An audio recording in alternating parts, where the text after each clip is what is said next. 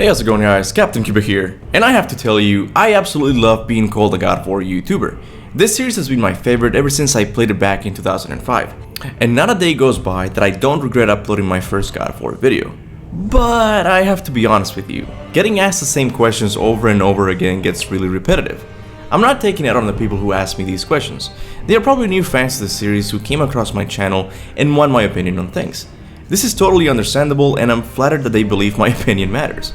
The three questions I get asked the most are: will Kratos die in the next game? What will be the next Pantheon? And can you rank every God of War game? I have addressed the first two questions in other videos before, but in regards to the third question, I've given that answer during my live streams. But I've never made an official video answering this question, so here it is, my official ranking of all the God of War games. Until the next one comes out. You must prepare yourself. This shouldn't come as a surprise to anyone who watches my videos, but I believe God of War Ascension is easily the worst game in the series. I've already made a full review on its crappiness, and you can click on this link if you're looking for a more in-depth look at it. But for now, I'll just give you the short version. My first gripe with the game was the story. Kratos has killed his family and is on a mission to free himself from the visions placed on him by the Furies. The Furies' job is to keep Kratos happy with visions of very good-looking women, military awards, and so on. They do this so Kratos won't break his oath to Ares. This might sound like a decent story at first, but it really doesn't contribute anything to the overarching plot of the series. In other prequels, you're introduced to characters such as Kratos' brother, as well as explain mystery surrounding some characters like Atlas holding the world on his shoulders. God of War Ascension, on the other hand, gives us characters that die as quickly as they're introduced without adding anything new to the story. And there's also a surprising lack of important characters like Athena or Ares. Think about it. Ares is mentioned throughout this game but never makes a single appearance. You would think that he'd do anything in his power to get Kratos back, right? But instead he just sends the Furies to do his job. Anyway, let me get back to the story regarding Kratos going crazy with visions. I have an issue with the fact that the visions are not present during gameplay. Here's what I mean.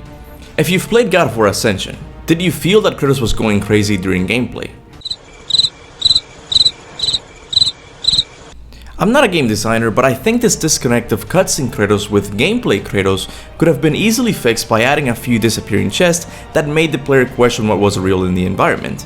In addition, the game also changed mechanics that had been staples in the series. To this day, God of War Ascension is the only game in the series not to have secondary weapons. Instead, you get different elements for your blades. Some fans have said that this added variety to the game, but in my experience, I always use the Fire of Ares since the other elements don't really offer much difference in gameplay mechanics. Now, I'm not saying this is the worst video game to ever exist. It did a couple of cool things. The big one is that it added multiplayer. As you started multiplayer mode, you would be given the choice to pledge your allegiance to a god of Olympus. Each god has their own unique abilities. Choosing Poseidon would give you different powers and movesets than someone who chose Ares or Zeus. This made for interesting matches with other players, as they could be using skills and weapons that you wouldn't have access to, making you want to try other gods. It wasn't revolutionary, but it was fun nonetheless. However, at the end of the day, I don't play the God of War series for the multiplayer. I play it for the single player experience that revolves around the story and gameplay, two things that God of War Ascension was lacking. This is why God of War Ascension ranks as the worst God of War game of all time. The next game is God of War Chains of Olympus, and this is where things start to get difficult for me, because unlike God of War Ascension, Chains of Olympus is not that bad of a game. It's just not as great as the other entries on the list. The original director of the game has said in interviews that this game was going to look how you would expect a handheld God of War game to look like, a 2D side-scroller that wouldn't demand too much from the PSP graphical capabilities. This changed when Drew Weischer took the reins of the game and gave us a proper God of War on the PSP, and boy did Ready at Dawn nail it. The game didn't move the gameplay forward in any meaningful way. In fact, it had to work around some issues that came with developing for the PSP, like the absence of a second joystick, which is normally used to evade in the series. But aside from that, the developers gave us exactly what we expect from a God of War game. Fun enemies to fight, a fluid combat system, multiple magic attacks, and a very fun side weapon, the Gauntlet of Zeus. Now let's talk about the story. In the beginning of Chains of Olympus, the sun falls from the sky for unknown reasons. With the sun absent, Morpheus, the god of dreams, puts all of the gods to sleep and takes over Olympus. Much like God of War 1, Kratos is sent by Athena to figure out what's going on. Not much happens after this introduction. In fact, the story kinda drags after it.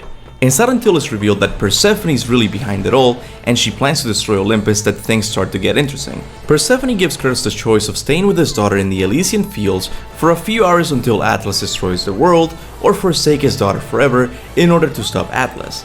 Needless to say, this results in one of the saddest cutscenes in the series.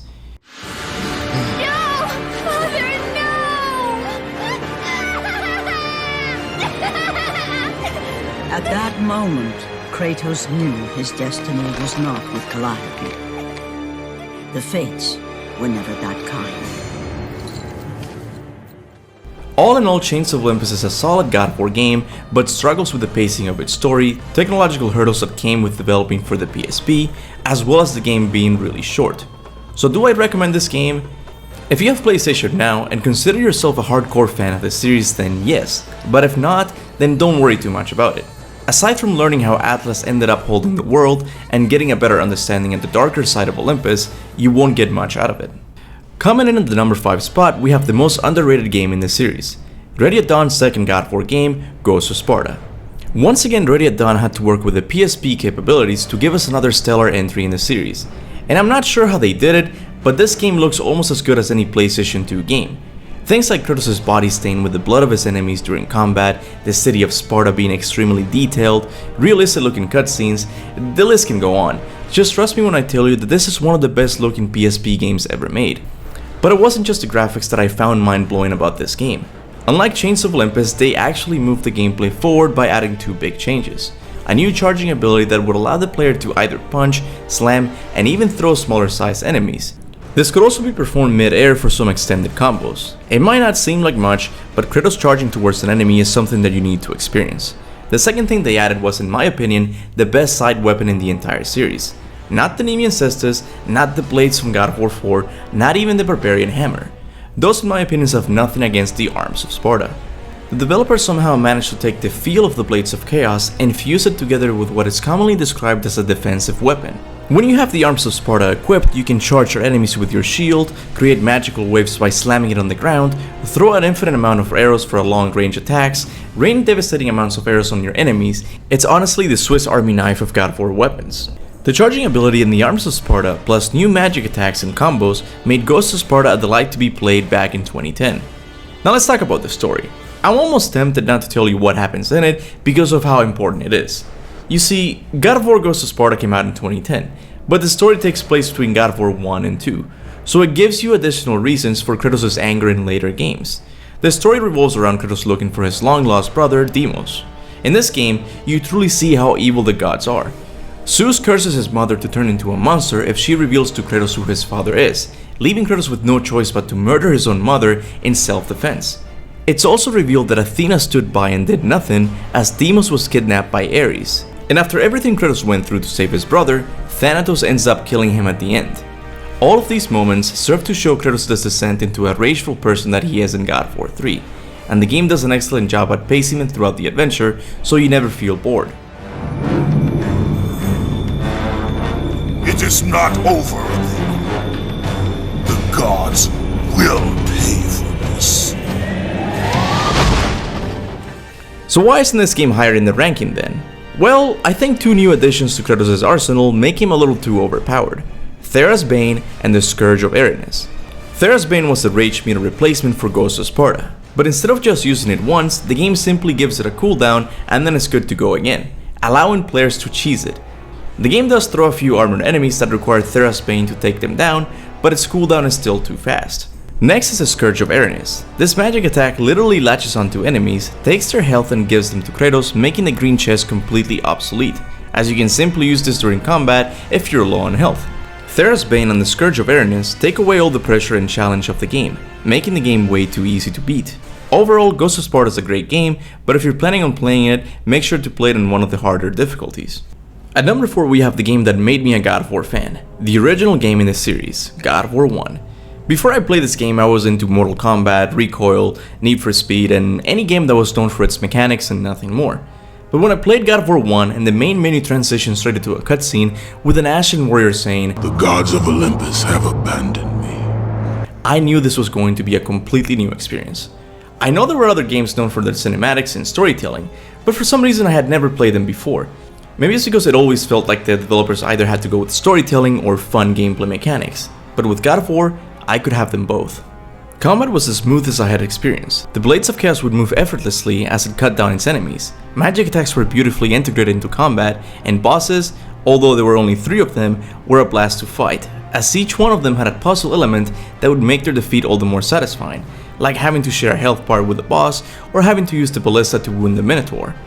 The game also did a good job of mixing story with gameplay. A good example of this is seen when Kratos has to push the innocent soldier into a fiery trap in order to pass a challenge from the gods. Instead of just playing a cutscene, the game made you do this heinous act. It made you feel Kratos' determination instead of telling you about it in a cutscene. And who could forget the amazing story being told via flashbacks? To this day, it is still one of the best ones in the series.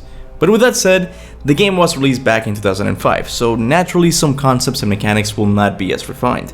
Like the camera. For the most part it works, but sometimes it can change angles faster than you can say Ragnarok.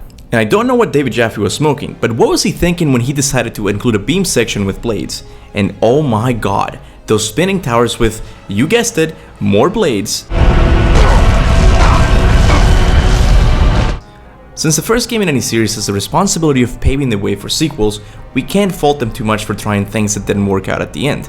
But with all of its flaws, this game managed to challenge the kings of the hack and slasher genre, all the while inspiring others to follow in its footsteps, and it should be remembered as such. For the next game on the list, I have chosen God of War 3, and I know what you're going to say. Kuba, how dare you change your mind? I've heard you say many times that God of War 3 was your second favorite game in the series.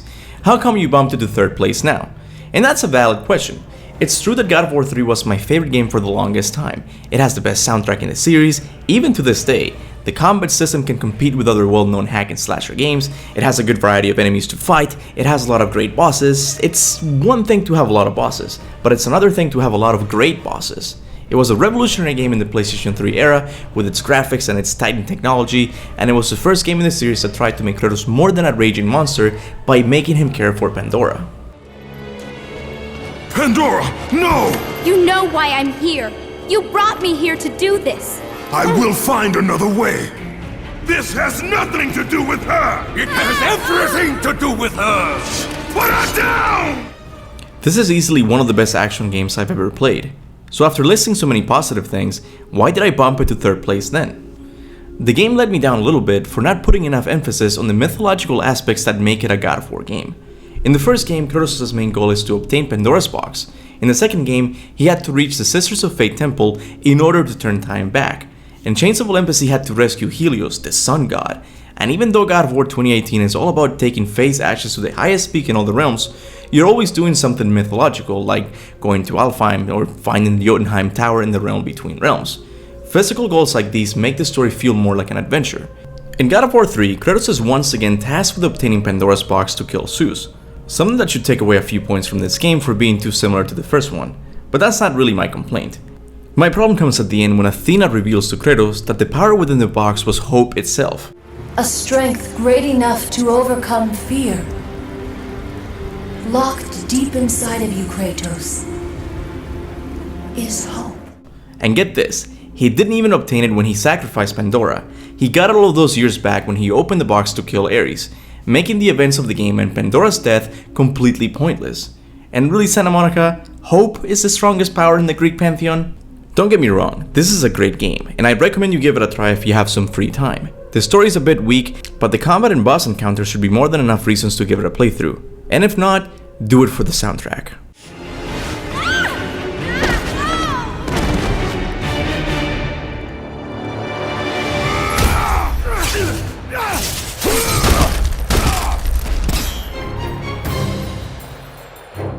Next we have the game that a lot of fans still consider the best in the series, God of War 2. When this game was announced, no one thought it could surpass the masterpiece that was God of War 1. Plus, Sony made the decision to release it on the PlayStation 2, even though the PlayStation 3 had already been released a year prior, and fans were understandably doubting its success. But when this game dropped, it was something else. The game starts off with what I consider to be the best intro in the series. Zeus has taken some of Kratos' powers and given it to the Colossus of Rhodes, who in turn chases Kratos around the city in the hope of killing him once and for all. Zeus tricks Kratos into putting what remains of his godly powers into the Blade of Olympus so he can destroy the Colossus. Zeus sees this as an opportunity to take the Blade of Olympus and kill Kratos. The protagonist straight up dies within the first few minutes of the game. I know my description doesn't do it much justice, but trust me when I tell you that this is one of the most action-packed intros you will ever play. This sets up the game's story nicely, Kratos seeking the Sisters of Fate and turning back time to retrieve the Blade of Olympus containing all of his powers. Much like Chains of Olympus, not much happens in the story after this. We get some exposition about Zeus's childhood and the war between the gods and the titans in the form of some very good looking cutscenes. But other than that, Kratos' goal and characters don't change much. It's all about the adventure he goes on, which brings me to my next point: variety. With the addition of new gameplay mechanics as well as more places you travel to in the game, this game brings a lot of variety to the table. The Cave of Typhon, the Island of Creation, the Underworld, the Sisters of Fate Temple. It may sound like this game is all over the place, but this game's pacing is unbeatable, as all of these locations are presented to the player in a way in which it truly feels like you're going on this epic Greek adventure. The combat was also tweaked, allowing for more combos and new magic attacks to be performed. However, I wish the game had better side weapons. The Barbarian Hammer is too slow, and the Spear of Destiny too limited. Other than that, the game had a great number of boss battles and an amazing soundtrack. Not as good as God of War 3, but an amazing soundtrack nonetheless. And that's really all I can say about God of War 2. It wasn't revolutionary in any way, but it improved everything the first game had done. God of War 2 established the God of War series as a force to be reckoned with. Also, who could forget that epic cliffhanger that kept us salivating until God of War 3 was released?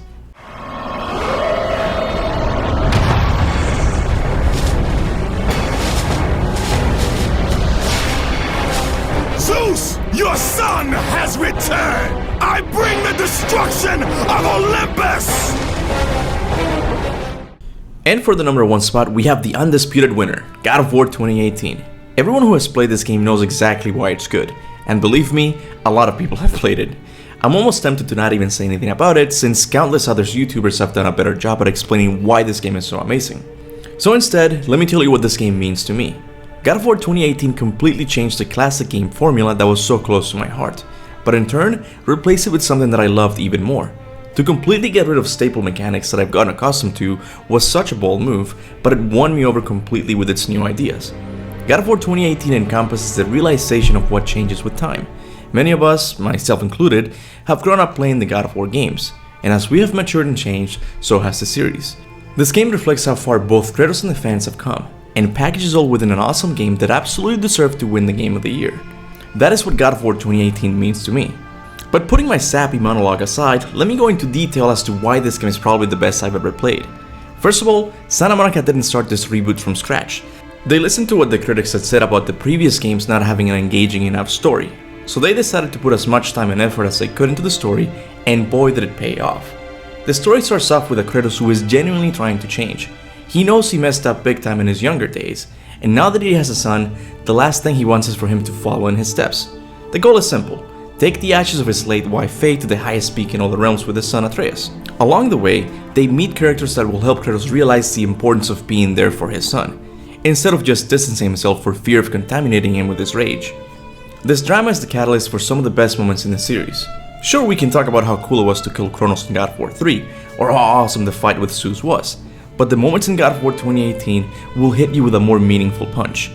Everyone has talked about the moment when Kratos goes back to his home to get the Blades of Chaos, so I'm not even going to try and add anything new to it. Instead, I want to talk about something Kratos says during Baldur's death. The cycle ends here. Must be better than this. Whenever I hear Kratos say this to Baldur, I get teary-eyed, because he's partly quoting what his father Zeus told him many years ago. The cycle ends here. But instead of finishing the quote with something selfish like, "You will never be the ruler of Olympus," Kratos says, "We must be better than this," something that he's been trying to teach Atreus since the beginning of the game. The other games in the series had a good story, but God of War 2018's story is simply art. I could talk about the story and how good the voice cast is in this game until the cows come home, but I need to move on to something that also matters: gameplay. And this is something that I was really scared of when I saw the E3 demo. In the E3 demo, the combat seemed clunky and slow, which was a stark contrast to the usual fast-paced God of War combat we were all used to, but once the game was released and I got a hold of the Leviathan Axe, all of my fears went away. While it didn't have the range the blades offered in earlier games, the axe still provided plenty of moves that kept the combat playful. But the thing that sets the axe apart from any weapon in video game history is the ability to be called back. This might not seem like a big deal, but one of the best feelings in the game is waiting for the axe to return to Kratos' hand seconds before an enemy is about to attack. The game also left behind the scripted nature of previous games, allowing you to explore optional areas full of runic attacks for you to use in combat. This game is simply a masterpiece, and it has a lot more than just a great story and amazing gameplay. Atreus is the most fun AI companion in any game I've played. He does his own thing while not getting in your way. The game has such a strong emphasis on lore that it has not only given birth to this channel, but also other God of War lore channels like John Ford, Seveneer, and God of War Geek. All of the boss battles were great, but we definitely need more of them in the next game. And to top it all off, the aesthetics and graphics are simply breathtaking. There's more things I could talk about, but I don't want this video to be too long, so let me quickly address the things I didn't like. The RPG system. This is something that I'm still not sure whether I like or not, but during my first playthrough I didn't like it very much. I felt interrupted every time I had to go to a menu and read stats, but I understand a lot of fans like it, especially for the replayability options it provides. So let me talk about two things a lot more fans disliked. Santa Monica needs to clean up their menus. There's so much clutter that even to this day I still have trouble navigating its menus. And please, for the love of Kratos, make better looking armor for the next game. We know your team is full of talented artists, so please, get rid of these metal pajamas and give us armors that complement Kratos' character instead. I've heard fans say they've only used pauldrons because they look better on him. I can relate to that 100%. But other than that, God of War 2018 is not only the best game in the series, but possibly the best game of the last generation. So there you have it guys, my official ranking of all the God of War games. Don't take what I said about the games here as being set in stone. For one thing, the next game might come out and be even better than God of War 2018, so necessarily I would have to bump it a spot. But it's also possible my opinion on these games could change based on where I am in life. Maybe I enjoy God of War 2018's openness because now I have free time to explore a fictional world. But maybe Kaptain Kuba from the future will be too busy changing diapers, so our more scripted game would be more enjoyable. I hate to say this, but a lot of the things we enjoy about games are subjective. But with that said, make sure to let me know in the comment section below what your ranking of the games is. Also, you might have noticed that one of the games is missing from this list, God of War Betrayal. God of War Betrayal was a mobile game released back in 2007, and it takes place after the events of God of War 1. I have nothing against the game. In fact, ever since it was announced that the game was canon, I've wanted to play it. I even tried downloading it on my computer, but all I got was a nasty virus. But because I haven't played the game, I don't feel like I can properly rank it. I know what happens in the quote-unquote story, but that should not be the only aspect the game gets judged on. So if you know a safe way to obtain this quote-unquote masterpiece of a game, make sure to let me know in the comment section below. As always, I want to thank all of my members for their continued support of the channel. This month my channel got hit pretty bad by the algorithm for not posting that many videos. I didn't do this on purpose, I was just too busy traveling to Canada, followed by moving to a new apartment. So it's thanks to people like Mike Hu and Had Miglani and Fabian Rufo, to name a few, that always make sure this channel stays alive even when YouTube demonetizes my videos for a little bit of blood. I seriously could not do this without your support, so from the bottom of my heart, thank you. I would also like to thank everyone who likes and shares my videos. It doesn't seem like much, but it really does help. And with that said, thanks for watching, and remember, go forth in the name of Ragnarok.